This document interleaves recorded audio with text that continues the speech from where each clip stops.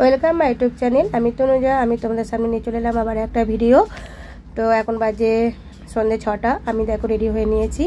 আমি এবার রেডি হয়ে একটু মার্কেট যাব। মার্কেট থেকে একটু ফল মিষ্টি কিনে নিয়ে আসবো, যেহেতু আমি এটা কেনার সময় পাইনি।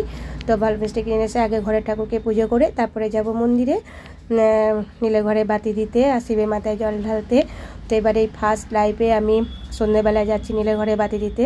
সাধারণত আমি দুপুরবেলাতেই জল ঢেলে কিছু খেয়ে নিই, যেহেতু আমাকে নানা রকম ওষুধ খেতে হয়, তাই আমি সারাদিন উপোস করে থাকতে পারি না। তো এবারে বাবার হয়তো খুব ইচ্ছা ছিল, তাই আমি আজকে সারাদিনই উপোস করেছিলাম। তো আমাকে এই শাড়িটা পরে কেমন লাগছে তোমরা একটু কমেন্ট করে জানাবে। যেহেতু শাড়িটা আমার নয়, আমার মেয়ের শাড়ি, ও কিনেছিল হোলিতে পরবে বলে। তো হোলি তোর পরা হয়ে গেছে, তাই আমি আবার আজকে দিনে পরলাম। তো কেমন লাগছে আমাকে একটু বলবে, আর আমার সাথে থাকো, আমার ভিডিওটা দেখতে থাকো। আমার ভিডিওটা ভালো লাগলে একটু লাইক কমেন্ট করবে, আর যারা নতুন তারা একটু সাবস্ক্রাইবার করে দেবে। তো দেখো আমি কিন্তু সম্পূর্ণ রেডি হয়ে গেছি। এবার আমি একটু যাব মার্কেট থেকে এসে আমি ঘরে ঠাকুরকে জল ঢালবো।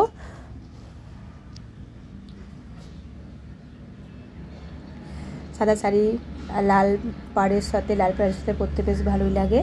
আর আমি ছোটোবেলা থেকে খুব মায়ের শাড়ি পরতাম এইরকম টাইপের, তো এই শাড়িগুলো পরতে আমার বেশ খুব ভালো লাগে। তো দেখো আমি মন্দির থেকে চলে এসেছি। মন্দির থেকে চলে আসার পর আমি এখন ঘরের ঠাকুরের জন্য যোগাযান্তি করছি। এবার ঘরের ঠাকুরকে আমি পুজো দিয়ে তারপরে যাব মন্দিরে।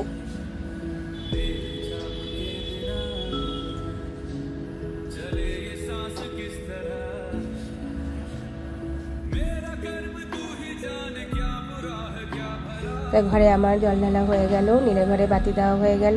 যেহেতু আমার 2 সন্তান, তাই 2 সন্তানের নামে আমি বাতি দিয়ে দিয়েছি, আর ঘরে বাবাকে পুজো করে দিয়েছি। এবার একটুখানি বসে একটু বাবার কাছে একটু নিজের নামে সবারকার নামে একটু বাবাকে স্মরণ করি, বাবার কাছে একটু প্রণাম করি।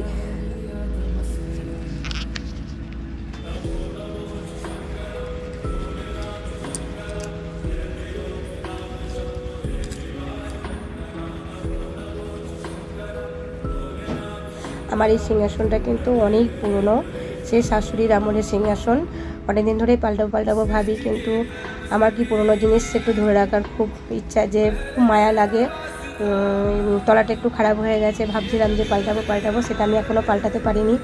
তো যতদিন চলছে চলুক, রেখে দিয়েছি, যেহেতু শাশুড়ির দেওয়া জিনিস। তো ঘরে ঠাকুরকে আমার পুজো করা হয়ে গেল, প্রণাম করে আমি এবার যাব মন্দিরে।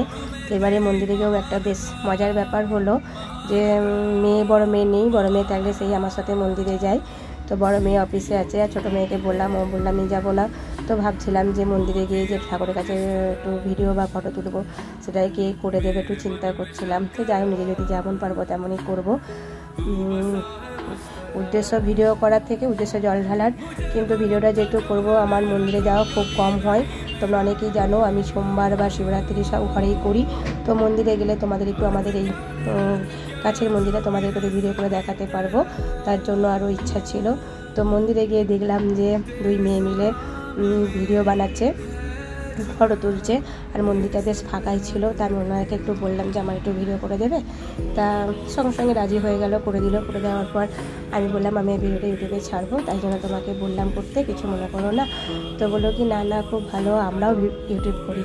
তো খুব ভালো লাগলো যে মন্দিরে গিয়ে একটা ইউটিউবের সাথে আমার দেখা হয়ে গেল, এবং তারা আমার ভিডিওটা করে দিল। এটা কিন্তু আমার কাছে একটা বিশাল পাওনা। তো ওরা আমার বাড়ির আশেপাশেই থাকে, কিন্তু আমি জানতাম না যে ওরা ইউটিউবের ব্যাপারে দেখা টাকা হয় না। তো ভালোই লাগলো, দুজনকে সাপোর্ট করলো। আর আমার মন্দিরে জল ঢালাও হয়ে গেল। এবার আমি বাড়ি যাব। বাড়িতে গিয়ে এবার একটু ঠাকুরের চরণামৃতি খেয়ে একটু জল খাবো। তো আমার ভিডিওটা ভালো লাগলে একটু লাইক কমেন্ট করবে, আর তোমরা সবাই খুব ভালো থাকো। আর টাটা, রাখলাম।